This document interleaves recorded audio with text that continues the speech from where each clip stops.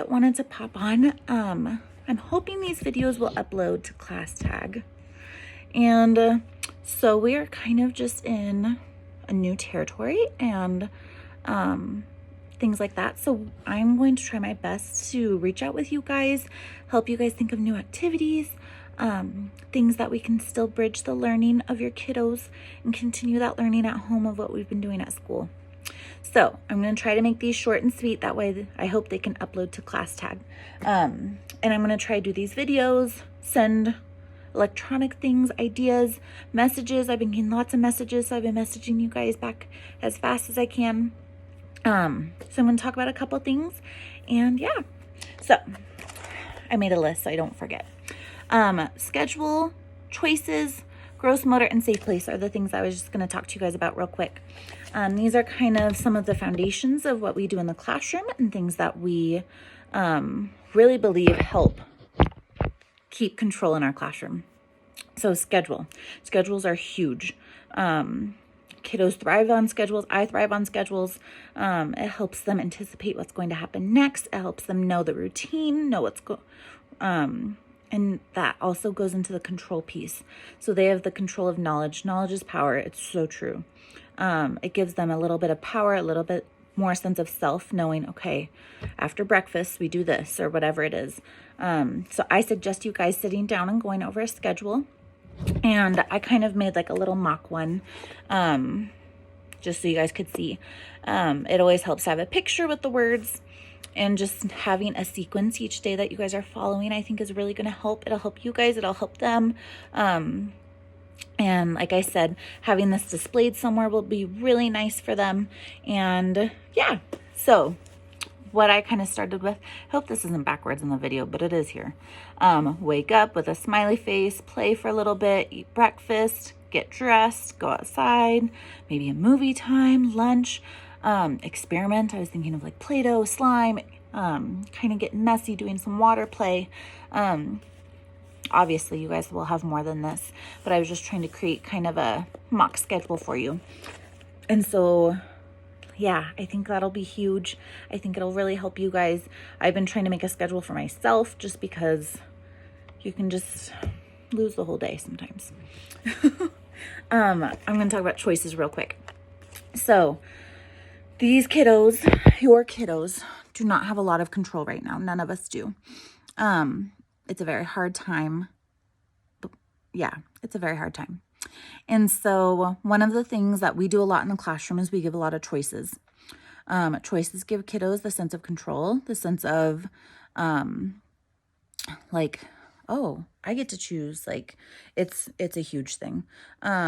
It's lessened our like battles, our control battles with kiddos. It's lessened behavior issues, things like that. So for example, let's say it's time to like brush teeth. And we try to get ahead of behavior issues as well. So like, let's say they needed to brush their teeth.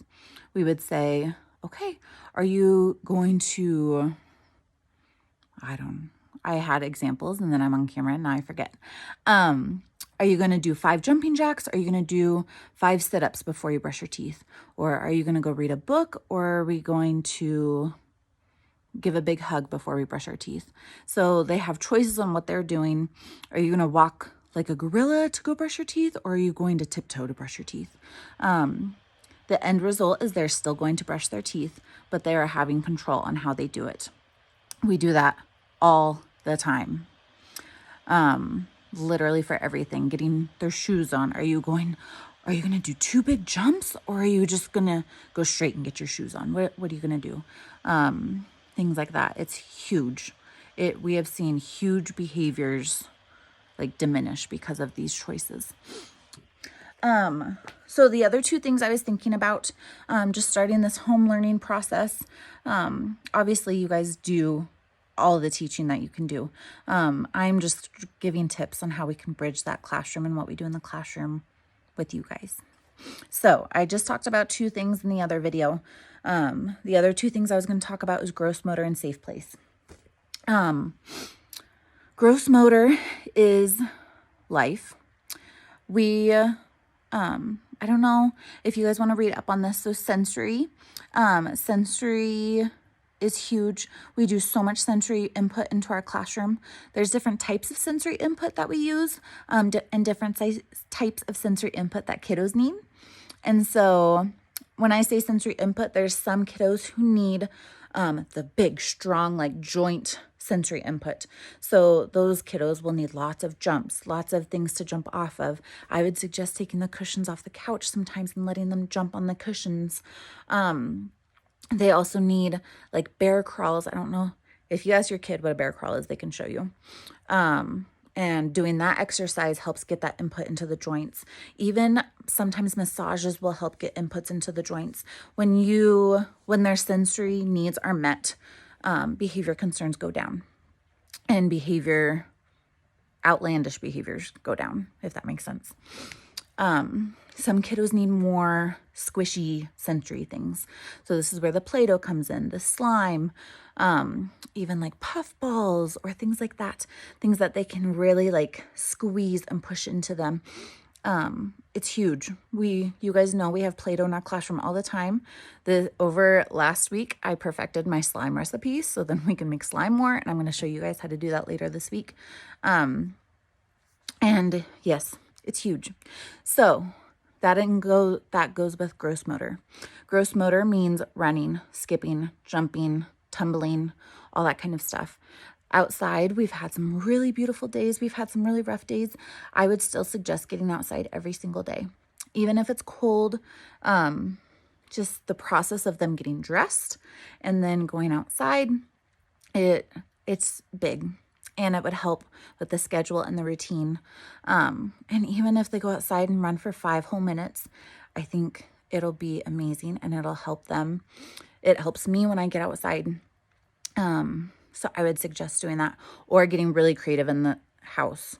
Maybe using like painter's tape and doing like some kind of obstacle course, or getting the cushions off the couch and like, okay, you have 10 minutes of tumbling, things like that. I would suggest, I think it would be really amazing for them and amazing for you guys. And then the last thing I was going to talk about is safe place.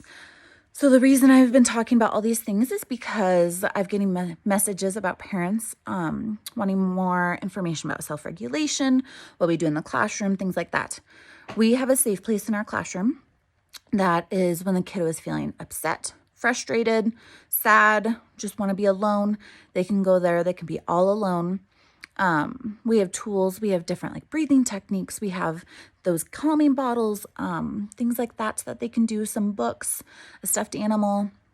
I would suggest making a safe place in your home. This can be for everybody in your house, even you. Even like a big box works, or I've had families just tape off with painter's tape a box in a corner, and when they're upset, there's like a little basket that has books and loveys and stuff, and they can go sit in the box and just be alone. I would suggest trying to figure out how to input that into your home. So then when they do have those moments of freak out moments, and you're having some control issues, they can make that choice. Do you want to talk about it now, or you want to go to the safe place?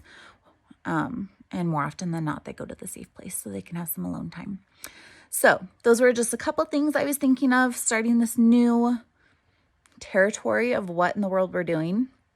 I will try to get on videos as much as I can. We're setting up like a YouTube channel, so we can do some more learning there. Keep sending me messages. I want to know. Send me pictures. I miss them so much. And yeah, if there's anything specific that you guys need, just let me know and I will make a post or a video or something about it. Okay, tell them all I said hi.